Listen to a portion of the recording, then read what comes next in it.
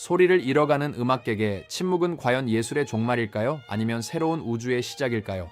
오늘 우리는 인류 역사상 가장 위대한 음악적 혁명가였던 루트비히 판 베토벤에 치열했던 56년의 생애를 추적하고자 합니다. 그가 남긴 9개의 교향곡과 32개의 피아노 소나타 이면에 숨겨진 구체적인 삶의 기록들을 지금부터 상세히 살펴보겠습니다. 인류 문명사에서 가장 고독하면서도 가장 찬란했던 한 인간의 투쟁을 20분이라는 시간 동안 깊이 있게 탐구하며 그의 진실된 모습에 다가가 보겠습니다. 루트비히 판 베토벤은 1770년 12월 17일 독일 본의 평범한 집안에서 장남으로 태어나 세례를 받았습니다. 그의 조부인 루트비히는 본 궁정의 악장이었으며 아버지는 평범한 테너 가수였습니다. 하지만 그의 가정 환경은 결코 순탄하지 않았습니다. 아버지는 어린 아들의 재능을 발견하자마자 이를 경제적 도구로 이용하기 위해 가혹한 훈련을 시작했습니다. 어린 베토벤은 매일 밤 늦게까지 잠도 자지 못한 채 피아노 앞에 앉아 있어야 했으며 실패할 때마다 혹독한 체벌을 견뎌야 했습니다. 이러한 불우한 환경 속에서도 그의 내면에는 음악을 향한 거대한 열망이 싹트고 있었습니다.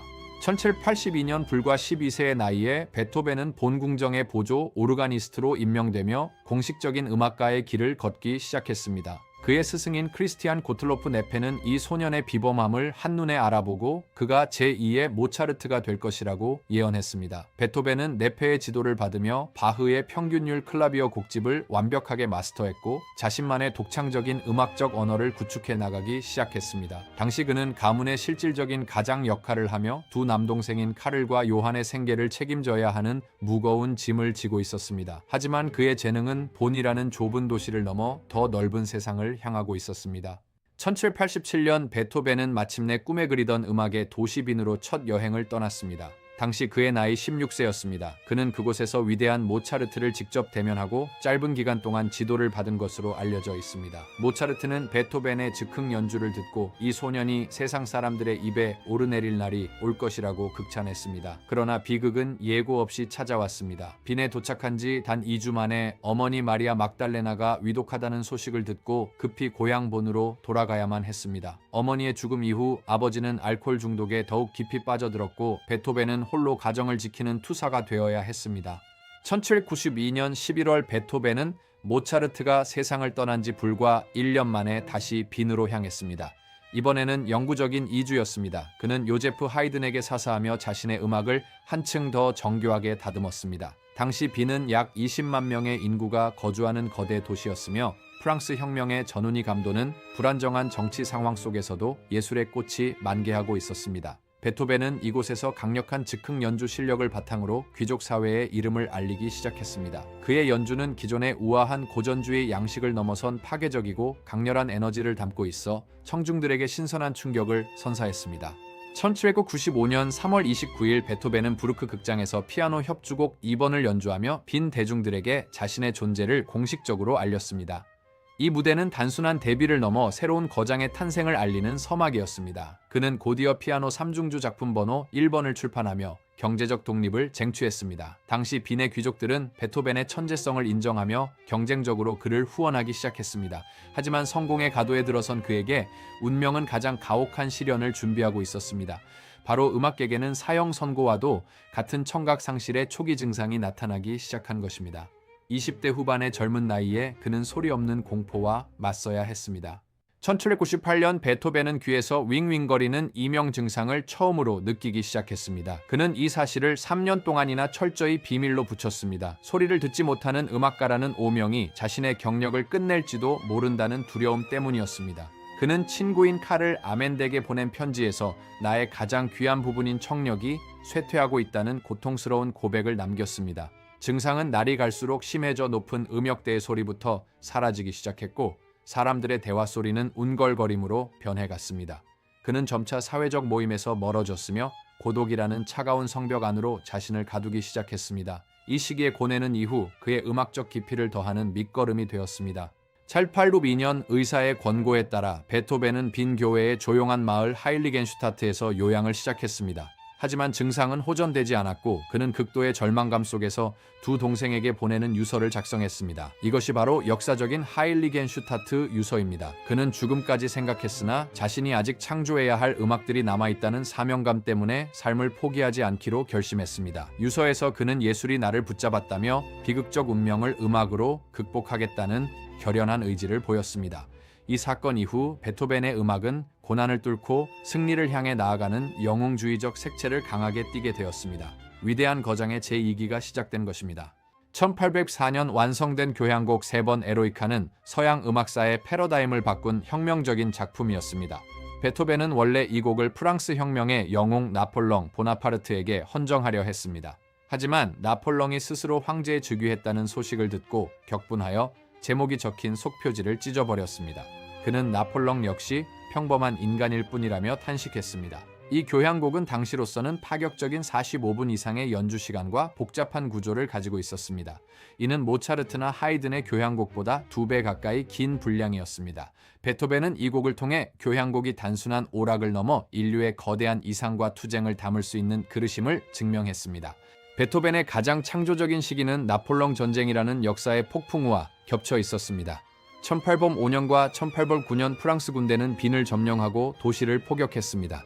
1809년 5월 프랑스군이 빈 시내를 폭격할 당시 베토벤은 형의 집 지하실로 대피했습니다. 그는 대포 소리로부터 남은 청력을 보호하기 위해 베개로 귀를 감싸고 두려움에 떨며 작곡에 몰두했습니다. 당시 빈의 물가는 폭등했고 경제는 마비되었습니다. 이러한 혼돈 속에서도 그는 황제 협주곡과 현악 사중주 등 불멸의 걸작들을 쏟아냈습니다. 그의 음악은 전쟁의 포화 속에서도 꺾이지 않는 인간의 존엄성과 자유를 향한 갈망을 노래하고 있었습니다. 역사의 비극은 오히려 그의 창작혼을 더욱 뜨겁게 타오르게 했습니다. 1808년 나폴롱의 동생 제롬 보나파르트가 베토벤에게 카셀 궁정의 악장 자리를 제안했습니다. 빈을 떠나겠다는 소식이 전해지자 빈의 귀족들은 충격에 빠졌습니다. 루돌프 대공과 롭코비츠 공작 그리고 킨스키 공작은 베토벤이 빈에 남는 조건으로 평생 연금을 지급하기로 합의했습니다. 그들은 매년 4천 플로린이라는 막대한 금액을 베토벤에게 약속했습니다. 이는 베토벤이 권력에 종속되지 않고 오직 자신의 예술에만 전념할 수 있게 해준 역사적인 결정이었습니다. 이로써 베토벤은 인류 역사상 최초로 궁정이나 교회에 얽매이지 않는 독립적인 프리랜서 작곡가로 우뚝 설 수 있었습니다. 그의 성공은 후대 작곡가들이 예술적 자유를 쟁취하는 데 결정적인 이정표가 되었습니다. 1812년 여름 베토벤은 테플리츠의 온천장에서 익명의 여인에게 보내는 3통의 격정적인 사랑 편지를 작성했습니다. 수신인이 밝혀지지 않아 불멸의 연인으로 불리는 이 편지는 그의 사후 비밀 서랍에서 발견되었습니다. 편지에서 그는 나의 천사, 나의 모든 것, 나의 자아라며 절절한 그리움을 표현했습니다. 음악학자들은 이 여인의 정체를 두고 안토니 브렌타노나 요제핀의 브룬스비크를 유력한 후보로 꼽고 있습니다. 평생 독신으로 살았던 베토벤에게도 이토록 뜨거운 인간적인 사랑의 고뇌가 있었음을 보여주는 증거입니다. 하지만 그의 사랑은 현실에서 이루어지지 않았고 그는 그 모든 감정을 음악으로 승화시켰습니다. 연인에 대한 그리움은 그의 선율 속에 영원히 녹아들어 후대의 가슴을 울리고 있습니다. 1815년 남동생 카스파르 카를이 세상을 떠나자 베토벤은 조카 카를의 양육권을 두고 제수 요한나와 5년간의 치열한 법정 투쟁을 벌였습니다. 그는 요한나를 밤의 여왕이라 부르며 극도로 증오했고 조카를 완벽한 인간으로 키우겠다는 강박관념에 사로잡혔습니다. 이 소송 과정에서 베토벤은 막대한 법정 비용을 지출했으며 정신적 에너지를 소진했습니다. 비록 1820년 양육권 소송에서 최종 승리했으나 조카 카를과의 관계는 결코 원만하지 않았습니다.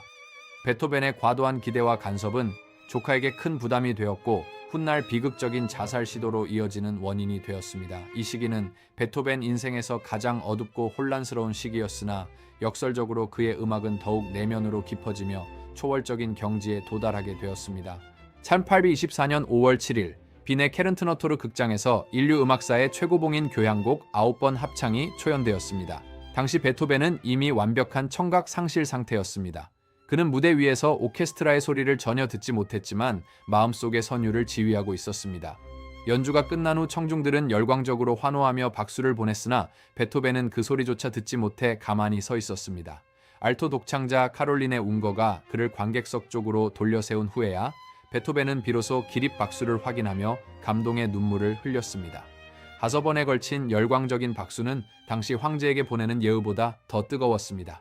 환희의 송가는 인류가 하나 되는 거대한 사랑과 평화의 메시지를 전 세계에 선포했습니다. 1827년 베토벤의 건강은 급격히 악화되었습니다. 간경변과 복수 증상으로 고통받던 그는 4차례의 힘겨운 수술을 견뎌야 했습니다. 병상에서도 그는 마지막까지 현악 사중주를 구상하며 창작의 끈을 놓지 않았습니다. 3월 26일 오후 빈 시내에는 거친 폭풍우와 천둥번개가 내리쳤습니다. 전설에 따르면 베토벤은 임종 직전 눈을 뜨고 하늘을 향해 주먹을 치켜든 후 조용히 눈을 감았다고 합니다. 그의 마지막 말은 지인들이 보내준 와인 선물에 대한 탄식인 너무 늦었어였습니다. 거대한 별이 지는 순간이었습니다. 그의 죽음은 한 개인의 종말이 아닌 음악적 우주의 한 시대가 마무리되는 사건이었습니다. 하지만 그가 남긴 수많은 기록과 악보들은 영원한 생명을 얻어 인류의 보물이 되었습니다.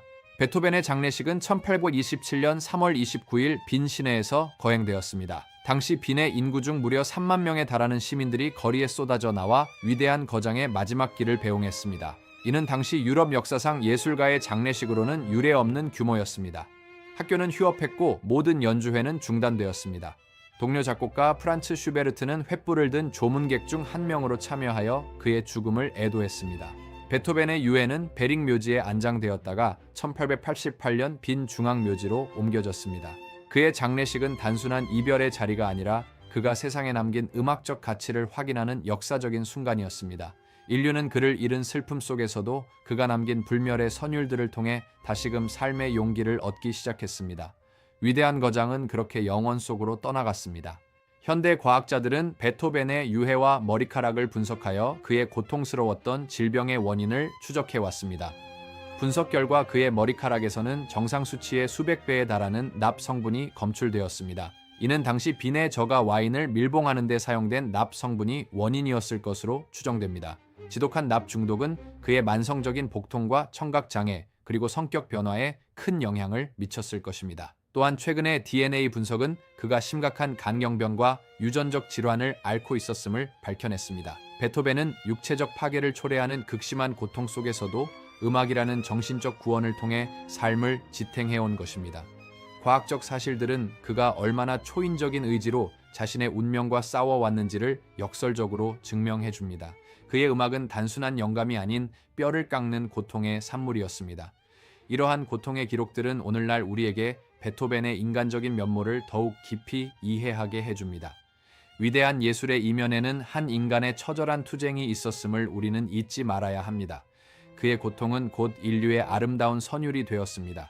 베토벤의 유산은 200년이 지난 오늘날에도 전 세계인의 가슴속에 살아 숨쉬고 있습니다. 그는 총 138개의 작품 번호를 남겼으며 그 속에는 교향곡 9곡, 피아노 소나타 30비곡, 현악 사중주 16곡 등 서양 음악의 근간을 이루는 불멸의 걸작들이 포함되어 있습니다.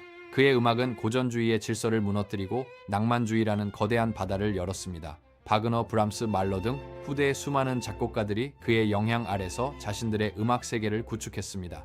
베토벤은 음악을 단순한 유희에서 인간 영혼의 심오한 고백으로 격상시킨 위대한 철학자였습니다.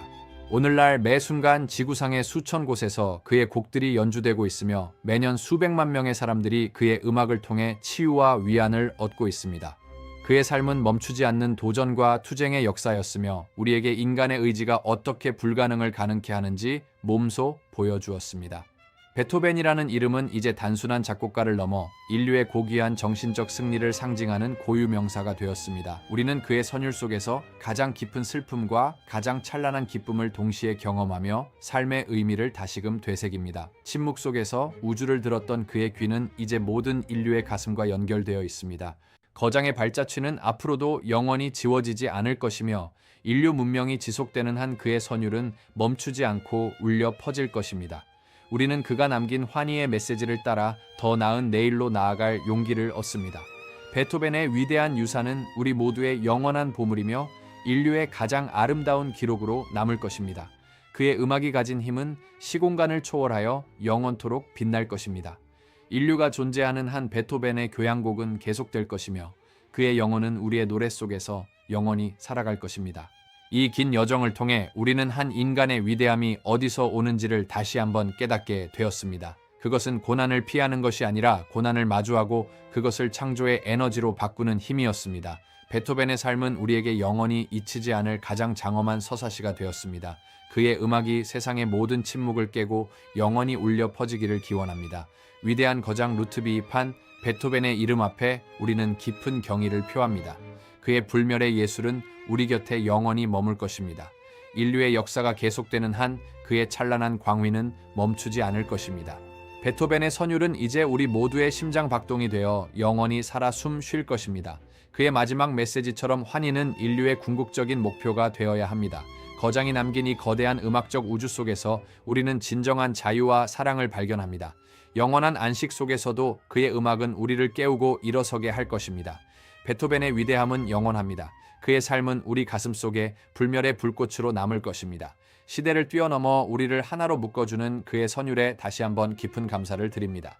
베토벤, 당신의 음악은 영원한 인류의 승리입니다. 지금까지 우리는 루트비히 판 베토벤의 불꽃 같았던 삶과 그의 위대한 음악적 여정을 함께 살펴보았습니다. 침묵을 딛고 일어선 그의 의지가 여러분의 삶에도 깊은 영감이 되기를 바랍니다. 시청해 주셔서 진심으로 감사드립니다. 구독과 좋아요를 눌러주세요. 감사합니다.